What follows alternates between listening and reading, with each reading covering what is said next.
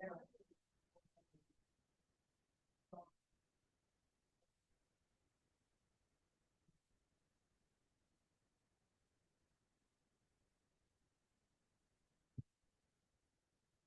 can you hear me all right? Hello, everyone. Welcome. Thank you all for attending our event, Revolutionary Wallingford and America's 250th presentation. My name is Rachel Taylor, and I am the head of adult programming here at the Wallingford Public Library. And tonight, we are very pleased and excited to welcome back Jerry Farrell Jr., a lawyer, local historian, and president of the Wallingford Historic Preservation Trust as our guest speaker. Welcome, Jerry.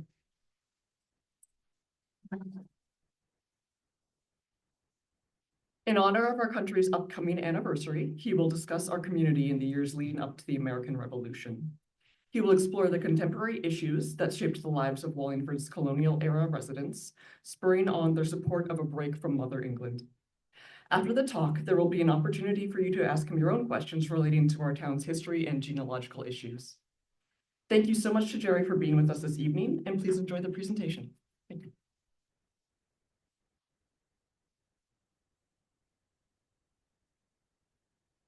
My name is Jerry Farrell Jr. I'm the president of the Wallingford Historic Preservation Trust, which is the organization that preserves the 1672 Nehemiah Roy's house on North Main Street and the 1866 Franklin Johnson Mansion on South Main Street. I'm pleased to be here tonight as we begin several weeks of celebrations of America's 250th birthday. You know, American history is a very complex thing. What I'm going to suggest to you tonight in talking about the period of the American Revolution in Wallingford and the overall political climate in town between roughly 1760 and 1789 is that things that are often seen as national in scope often have a local narrative that is perhaps the same, but also perhaps different. But let us move on directly into the heart of the subject, and you will certainly hear the details of exactly what I'm talking about. Now, the Revolutionary War is a subject that we all know a great deal about, no matter our age or our amount of education. We know about the Boston Tea Party, the battles at Lexington and Concord, the signing of the Declaration of Independence, the winter at Valley Forge, and the American victory at the Battle of Yorktown. And were I to take a poll of the people in this room, or even of all of the people in the United States, about why the Revolutionary War was fought, I think there would be almost universal agreement that the war was fought to gain independence from Great Britain, to put an end to the injustices that the British Parliament tried to force on the American colonies during the 1760s and 1770s, things like the Stamp Act, the Quartering Act, the tea tax. But what gets lost in all of this talk about the larger pieces of the puzzle, the acts of parliament passed, the military battles waged, are the smaller pieces of the puzzle, the personal reasons why people either supported or opposed the revolutionary cause. And that is where I think the history of Wallingford during this period of time can shed a great deal of light. Now, the farmers of Wallingford supported the revolutionary cause of independence from Great Britain because they saw that ending ties with Mother England was yet another part of securing their economic future. Throughout that period of 1760 to 1790, the farmers of Wallingford waged what I would call a parallel revolution,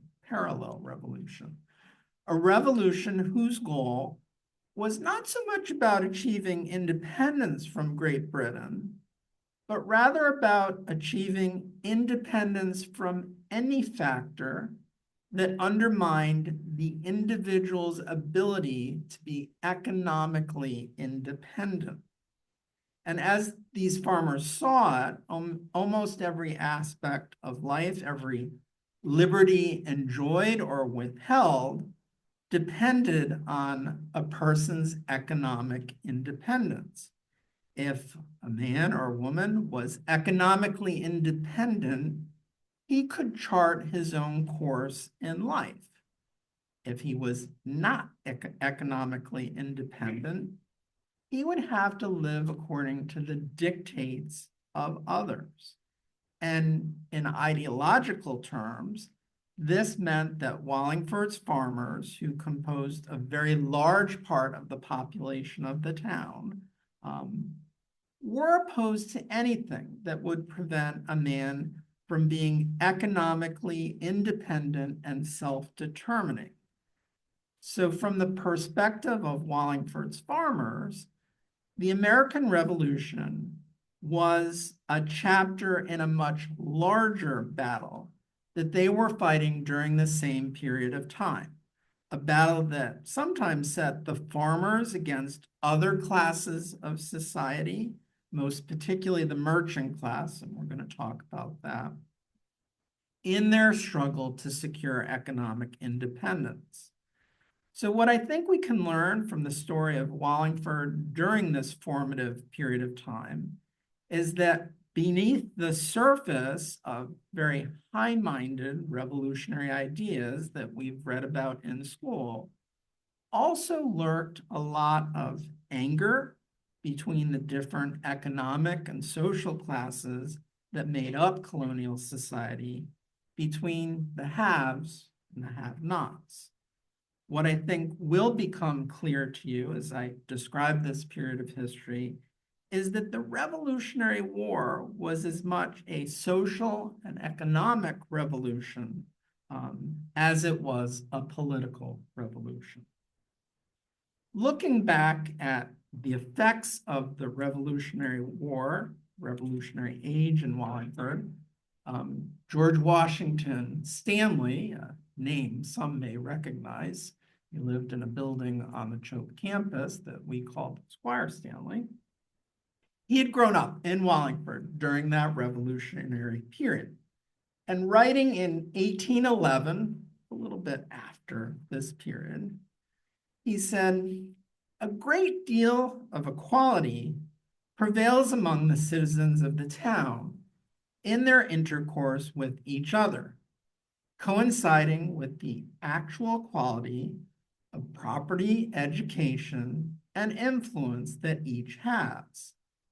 By comparing the present, 1811, with the state of manners prior to the Revolution, when the wealthy and influential families copied the fashions of their mother country and founded an order of self-created nobility, a material change can be perceived.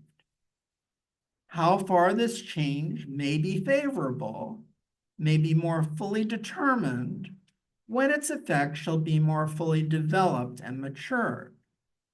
The question seems at present, 1811, to be at least problematic: a relaxed state of morals, indifference to the most valuable rights of men, diminished respect for government, and a blind and fanatical devotion to the interests of political parties are among its evils.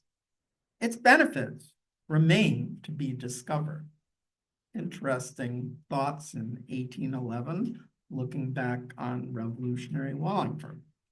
Now, despite this dour Federalist evaluation of the revolution's ultimate results, Stanley clearly recognized in his comments that the elements of social and economic revolution had been at work in Wallingford during those years before and after the war. Whereas prior to the Revolution, social and economic stratification characterized the town, The revolution, he notes, swept much of that away. His comments also suggest that the equality he describes as existing amongst the town's residents had been one of the chief goals of the revolution, at least from Wallingford's point of view. What Stanley's comments seem to fail to realize is the degree to which the cry for social and economic equality and the movement towards its actualization stem not so much from the revolution itself, but from local circumstances and ideas. Though it is perhaps disturbing to note, class conflict, which had been at work in Wallingford since the early 1760s, was one of the circumstances that played a large role in gathering support and garnering support for the revolutionary cause. By the late 1750s, Wallingford had become an economically stratified society, with the merchant class in the town having much of the wealth, and the farmers, though not destitute, having much less means by which to survive and prosper. Such a situation bred class conflict and became the source for this ideology of economic independence that the farmers slowly developed. With each passing year, the farmers increasingly came to see the merchants as the source of all their problems, the root of all the economic evils that came to plague farmers throughout New Haven County during the 1760s. The religious situation in Wallingford during the 1760s, with the Congregational Church split into a number of factions by the Dana controversy, also played a role in allowing the farmers' radical ideology to take root, since that cohesive role that religion would normally play within a community was taken away by the religious divisions that particular controversy provoked. So during the 1760s, a series of circumstances combined to turn Wallingford farmers, who had previously been a happy and content group with their lot in life, into what we might call fiery radicals who spoke out against anything that might further endanger their economic independence.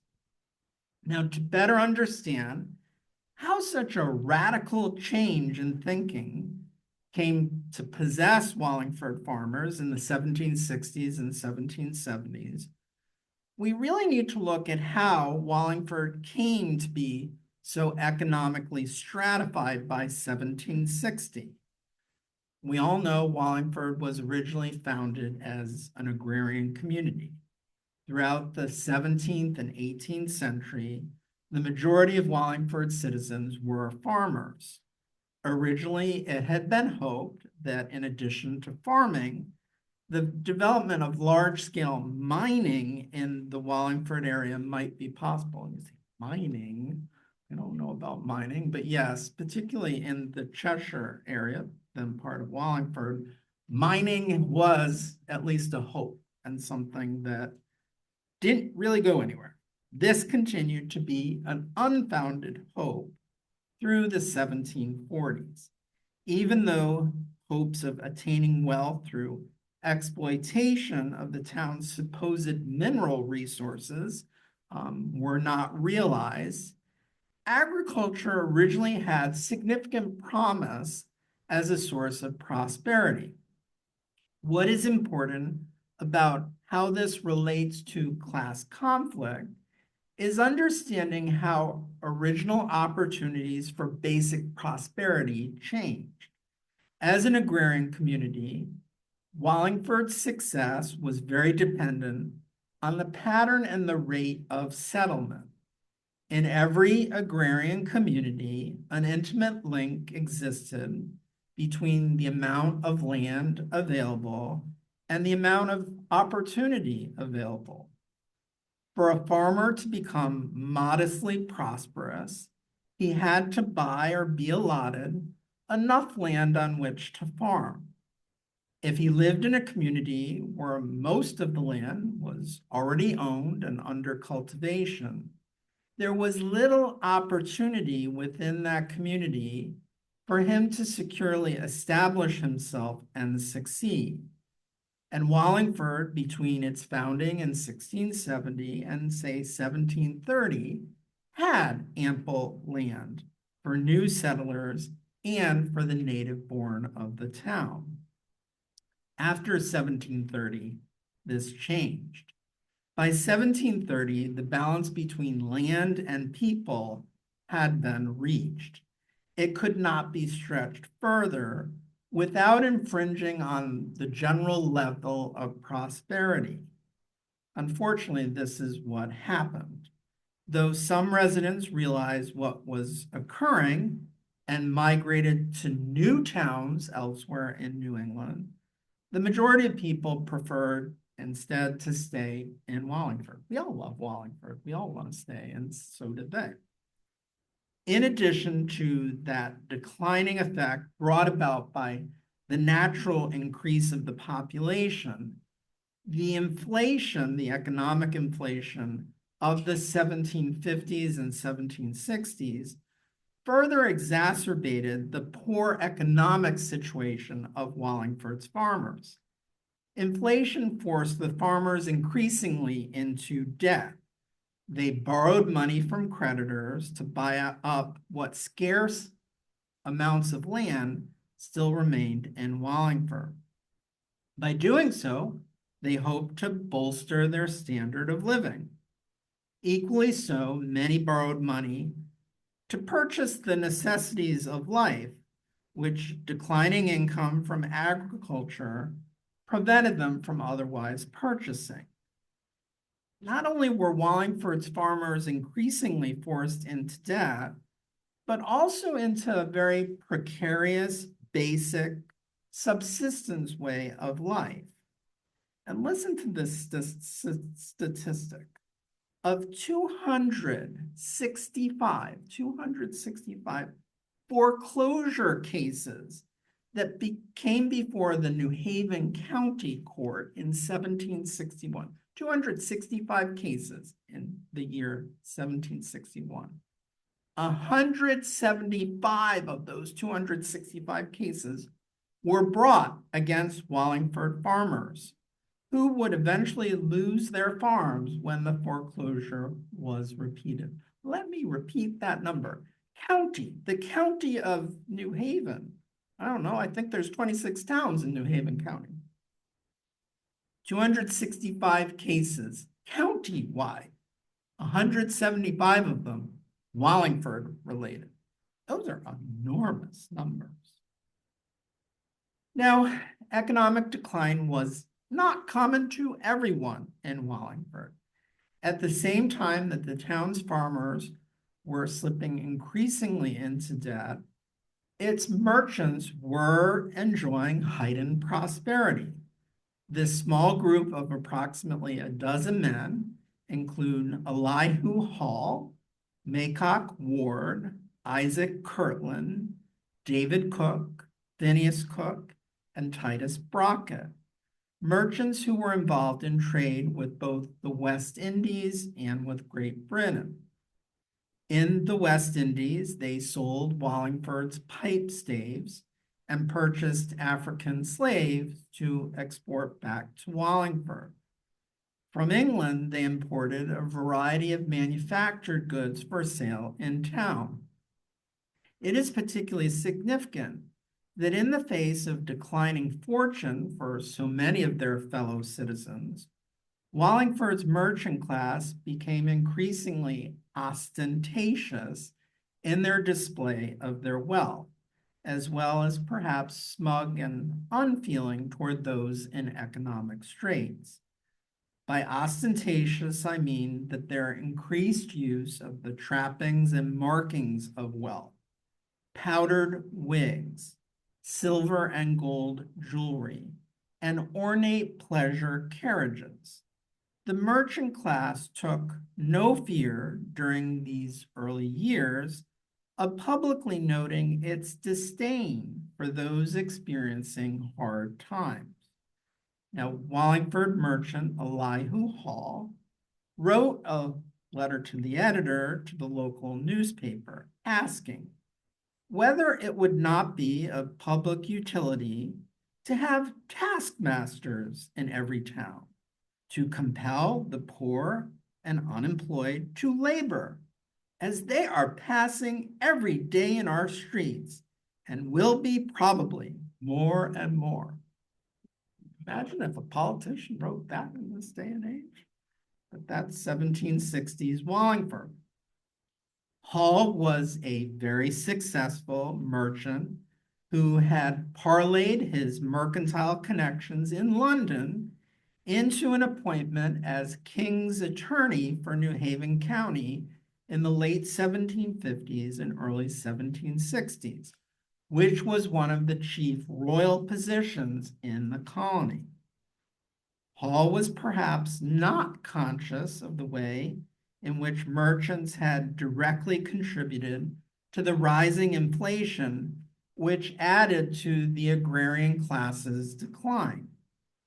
Everyone, however, was conscious of the fact that by 1760, Wallingford was economically stratified, if not polarized, between a wealthy merchant class and a poor agrarian class. And as I said earlier, the religious situation that prevailed in Wallingford during the 1760s also played a role in loosening the bonds which might have otherwise kept the farmers from becoming as radical as they did. The Dana controversy, which began in Wallingford in 1758, was important to the political and philosophical development of the town's farmers. The Dana controversy was an outgrowth of battles within Connecticut congregationalism between supporters of the New Lights and supporters of the Old Lights, two groups which had formed during the Great Awakening of the 1740s. At issue between these two groups was congregational philosophy and theology. The Old Lights stressed the need to apply science and reason to Puritan dogmas and had achieved such a metamorphosis by the first half of the 18th century. The New Lights, who grew up in opposition to the Old Lights, argued that such modification amounted to heresy and felt that Congregationalism should return to its Puritan roots. So this philosophical, theological battle, which engulfed Congregationalism throughout New England, came to a head in Wallingford, all roads lead back to Wallingford, in 1758 over the installation of James Dana as pastor of the town's Congregational church. Dana was an Old Light, and New Lights, both within his congregation and more so within the colony, attempted to block his installation as pastor. One of the tools that they used to block his installation was an organization called the New Haven County Consociation. Consociations were regional boards of congregational clergymen, which had been set up by the Saybrook Platform, a sort of ecclesiastical constitution which Connecticut had adopted in 1708.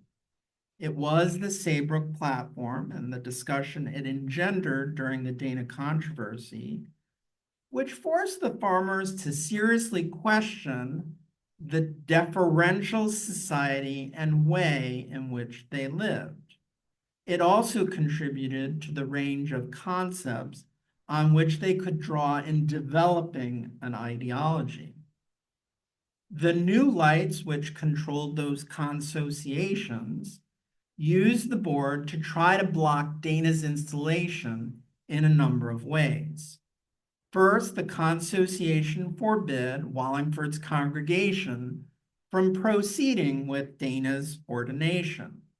When the congregation proceeded with his installation anyway, the consociation put it under a sentence of non-communion. I guess that's a congregational excommunication. A sentence of non-communication effectively ostracized a church from contact with other congregations. And what was important about these two actions was that the New Lights argued that the Saybrook platform gave consociation boards the right to interfere in the affairs of individual local congregations. This set off a rather heated debate over interpretation of the Saybrook platform. The Old Lights argued that the Saybrook platform gave consociations merely advisory status and preserved the idea that each congregation was independent and self-determining. The New Lights argued that although the individual congregation was somewhat independent, the Saybrook platform gave consociations the right to interfere in a congregation's affairs if such interference was needed. Somehow, what had started as a local battle of jealousies had become a heated debate about rights, liberties, and compacts. Through the Dana controversy, the farmers of Wallingford were introduced to philosophical ideas which would have a lasting effect on the town's political and social thoughts and actions.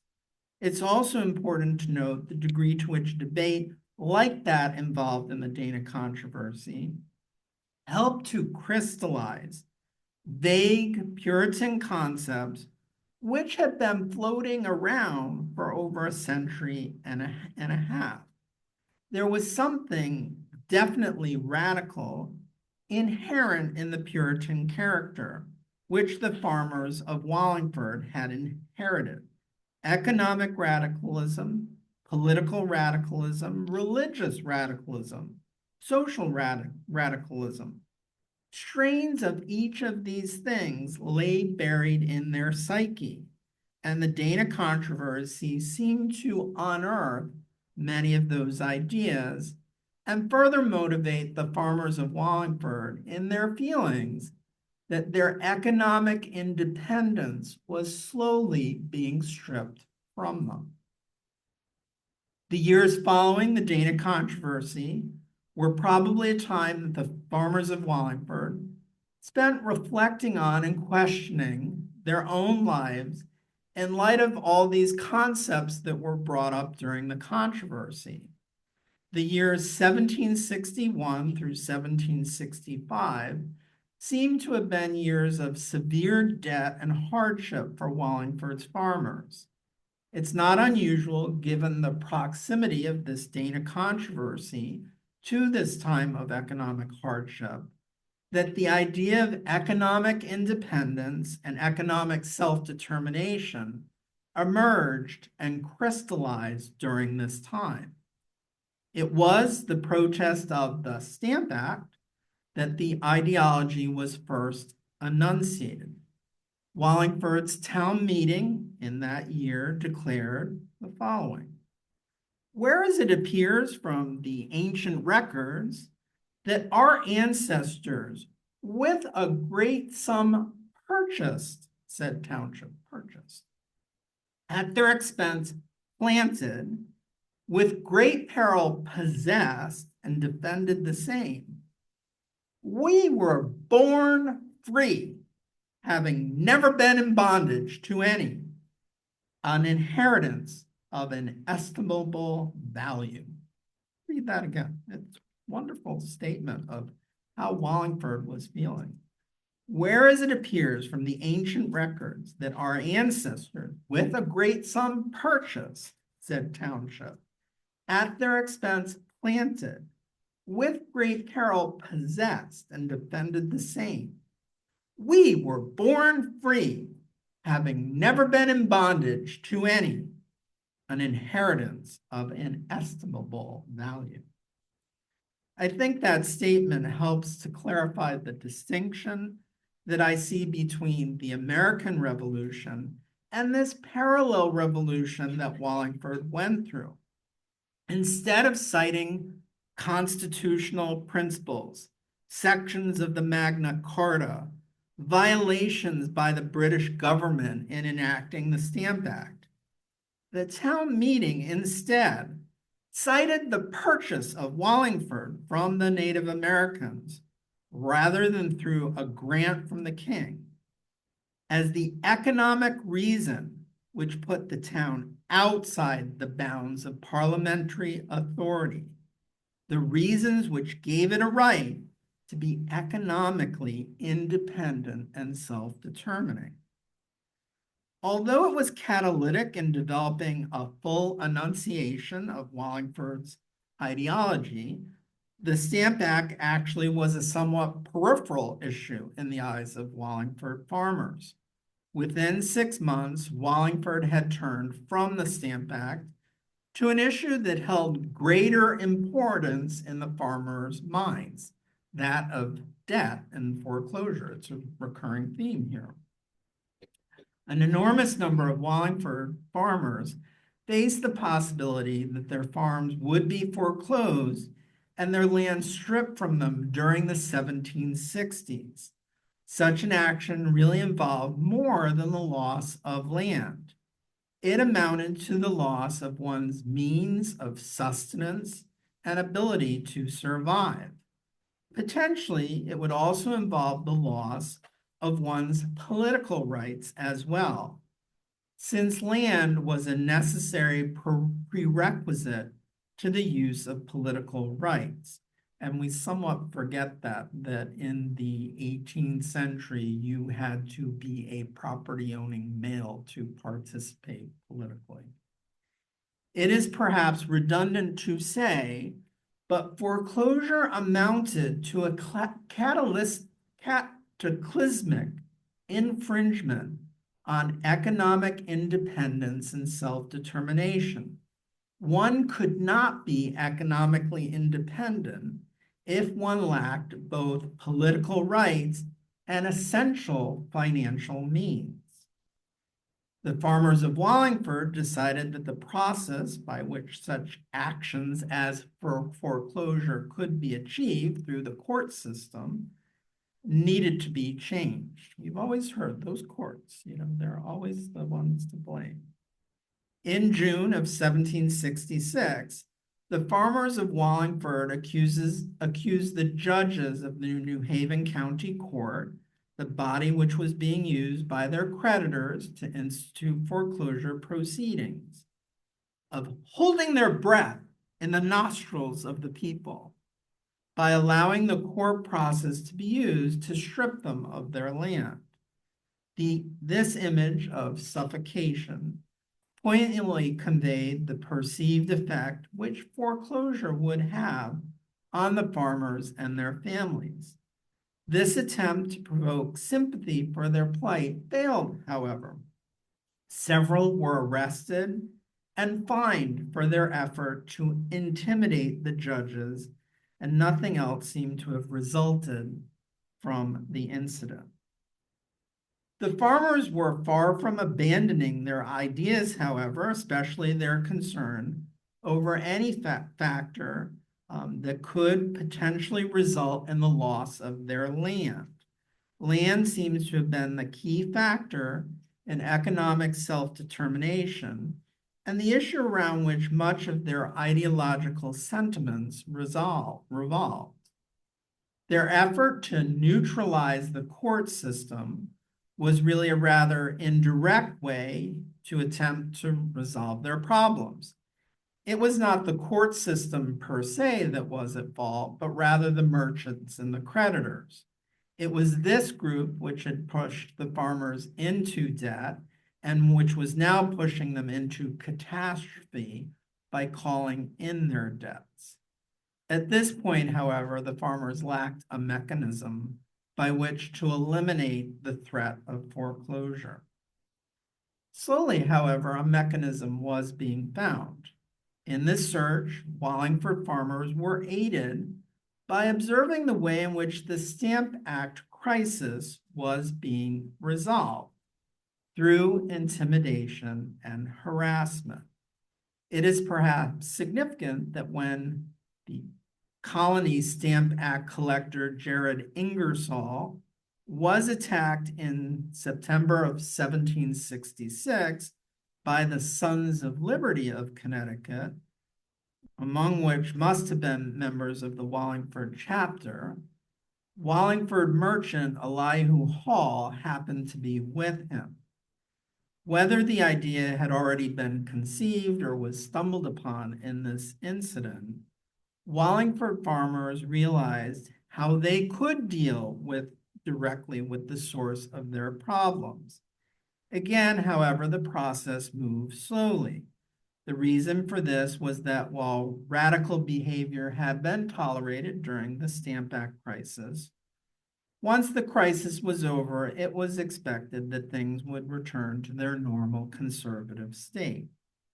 It was not that the opinion of Wallingford farmers had veered from their ideals, but that the expression and pursuit of such ideas did not appear precipitous in the late 1760s.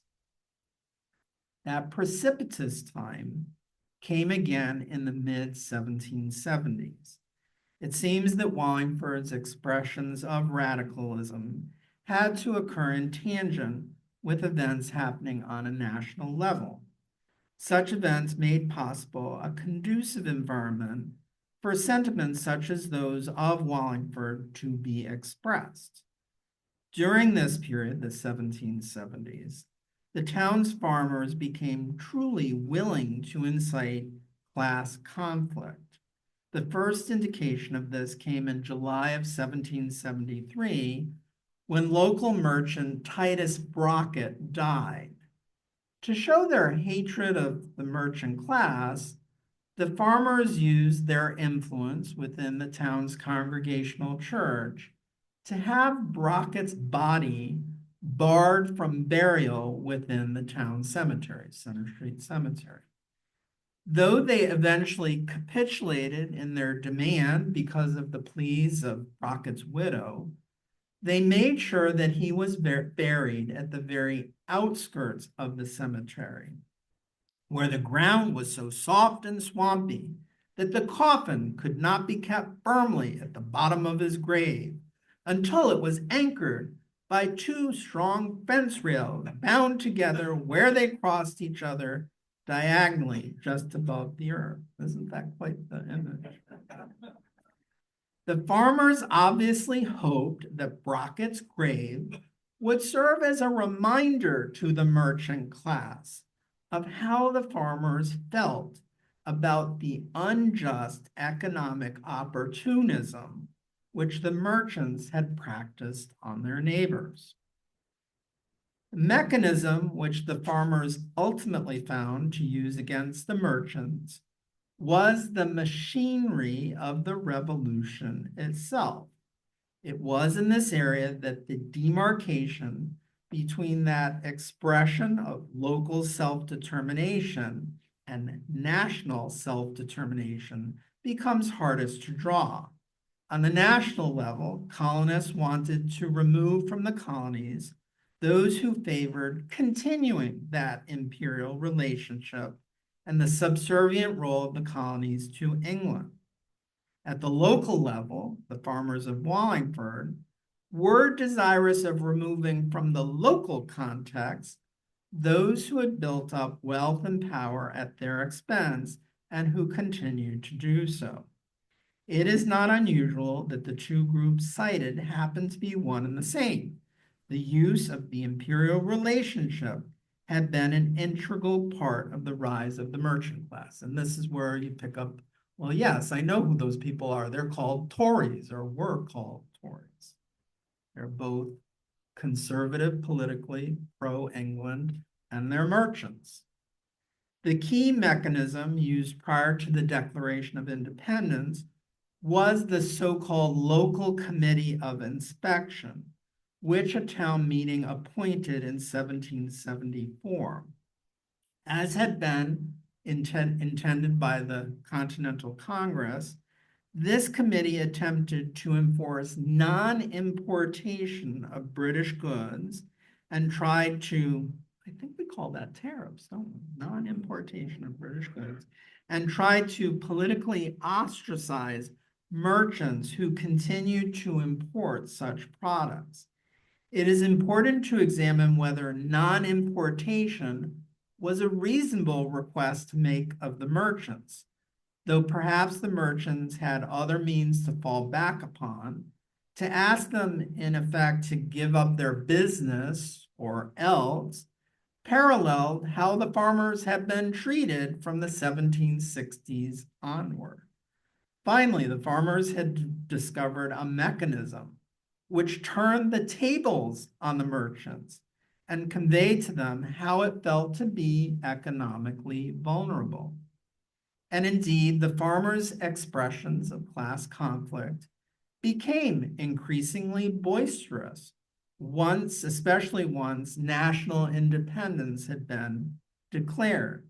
In January 1777, the town meeting voted that the families of all those convicted of Toryism or inimical to the states of America, and the heads of all those families that have absconded to Lord Howe, that they and their families shall be removed to Lord Howe, Lord Howe being one of the generals. The town meeting further voted that the selectmen secured the estates of all those persons. So secured the estates. They confiscated those estates. The farmers of Wallingford were actualizing something that they had long desired, the redistribution of the merchants' wealth back into the hands from which it had been taken. Just think if our current town council had motions like that, the discussion it would spur.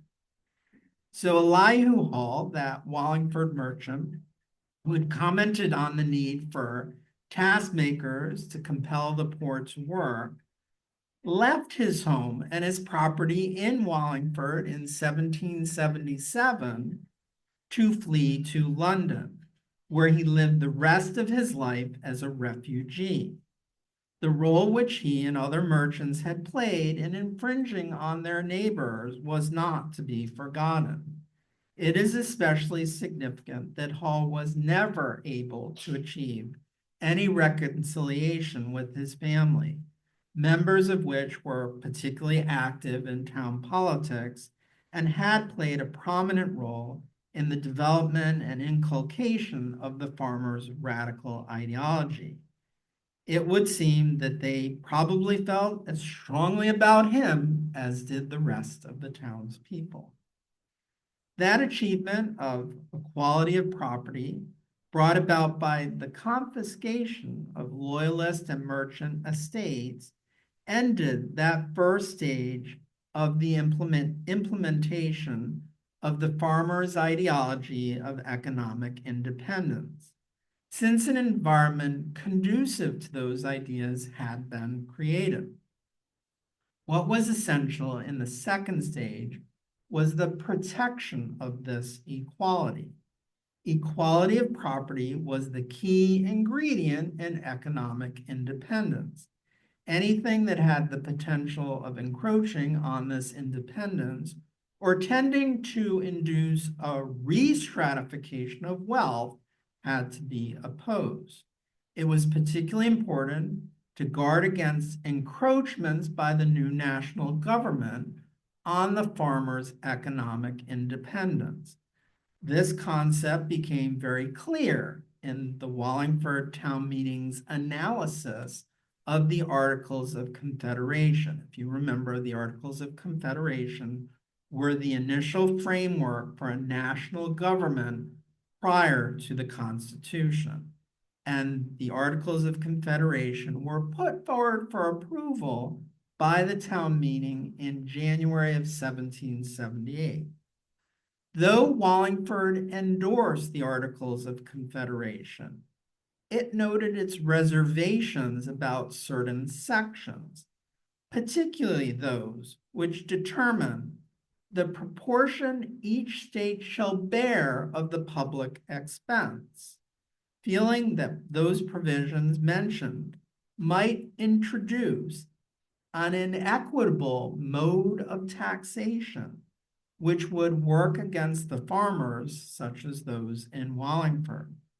In particular, Wallingford's farmers seemed worried over a land tax and cited the Enlightenment thinker Montesquieu's maxim that taxes should not follow the proportion of people's property, but the proportion of their wants. Every man is entitled to an equal share of what is necessary for nature, and whatsoever is necessary for nature ought not to be taxed. These are all wonderful ideas that still circulate out there. The town meeting further noted that it would be unjust to lay a heavy tax on the necessaries of life and tend to introduce great inequality of condition, both of which are incompatible with a free government. The most obvious necessary of life was land, and the town meeting saw in a land tax the potential for an unjust re-stratification of wealth. In justifying why a land tax would be unjust, the town meeting felt compelled to further note that farmers, with all their diligence and discretion, get but a scanty subsistence from the land for their families. Whereas previously the merchants had been the main threat to their economic independence, it was now becoming clearer that the new national government posed the same threat. Wallingford's congregational minister, James Dana, seemed to have summed up the wary feelings of Wallingford when he said in an election sermon in 1779 that the art of government consists in not governing too much. We've heard that one before. It was the hope of Wallingford's farmers that if there was to be a national government, that it would be a minimal government. Now, debt and foreclosure, we've seen that theme, continued to threaten Wallingford farmers to some degree into the 1780s, though certainly not to the same degree that it had in the 1760s. By the 1780s, Wallingford had learned to take a more subtle approach. Instead of attempting to disrupt court proceedings, Wallingford humbly petitioned the Connecticut General Assembly in 1782 to make it a half-shire town. This would mean that the county court would be held half of the time in Wallingford, as opposed to all of the time in New Haven. It is doubtless that in making such a request, Wallingford hoped to gain more influence over such county court proceedings as foreclosures. During the 1780s, the national government commanded the attention of Wallingford citizens more than the courts, however, as they had suspected when they evaluated the Articles of Confederation. A national government did pose a real threat to individual and economic independence.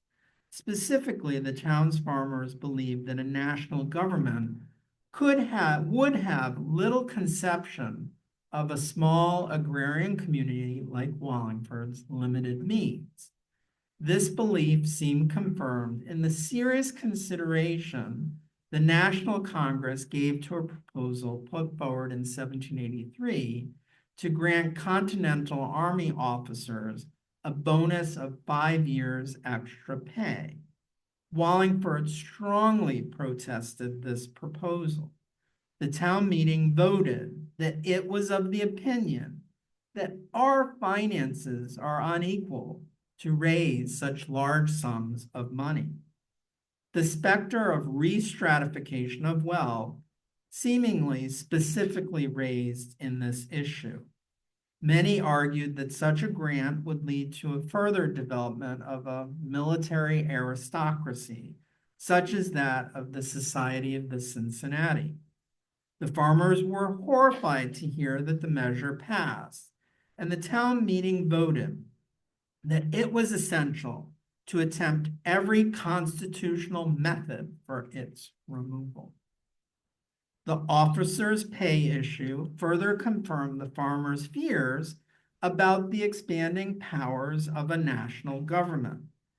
The Confederation, under the Articles, was meant to be the loosest of national governments. Yet in the officers' pay proposal, it had attempted to undermine equality of property and the economic independence of the individual. If this was not bad enough for those who, like Wallingford's farmers, advocated economic independence, there was a growing clamor for a stronger national government with increased economic powers. This clamor eventually evolved into the drafting of the United States Constitution during the summer of 1787. Now, Wallingford's position on the issue of the ratification of the Constitution by Connecticut seems to have been the final and culminating expression of the town's ideology of economic independence and self-determination. The farmers' perception was that the Constitution would institutionalize all that Wallingford had feared and worked against. The document was clearly the work and stood to benefit merchants and creditors. It promoted a re-stratification of wealth by pulling toward it men of means and wealth. Perhaps more importantly, the Constitution gave the new national government extensive powers such as taxation and coercion, powers which could potentially dismantle much of what had been achieved during the Revolutionary years. These three factors amounted to a recipe for disaster in Wallingford's mind and became the source for the town's vigorous but honorable opposition to ratifying the U.S. Constitution. We were against it. Who would have known? Colonel Street Hall, who led Wallingford in opposing the Stamp Act, now 20 years later, voiced the town's opinion before the Connecticut Ratification Convention, and Wallingford's 2 votes against ratification were among 38 others statewide that opposed the document. It was clear, however, that to continue opposing the document after it was ratified would be unwise. If Wallingford wanted to ensure that its fears about the Constitution would not be realized, it had to accept passage of the document and continue its active and watchful interest in government.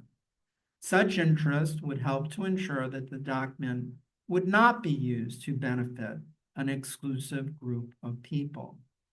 That seems to have been the lesson ultimately learned by Wallingford's farmers through their 30 years of developing and refining their thoughts about economic independence. A balance of competing interests were the best insurance that equality of property and as much economic independence as possible would continue to prevail. And perhaps this accounts for the development of strong Federalist and Jeffersonian Republican groups, political parties, in Wallingford in the late 1790s. If you remember, George Washington was opposed to political parties, but they developed once Washington was gone. With the ratification of the Constitution in 1788, This parallel Wallingford Revolution ended. The attempt to protect economic independence and self-determination had failed.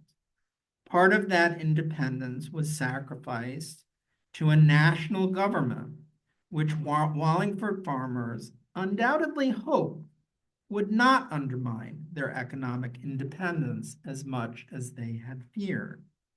Whether or not the national government created by the US Constitution proved to be a benefit or a detraction for Wallingford and for the new American nation is obviously a question that cannot be easily answered.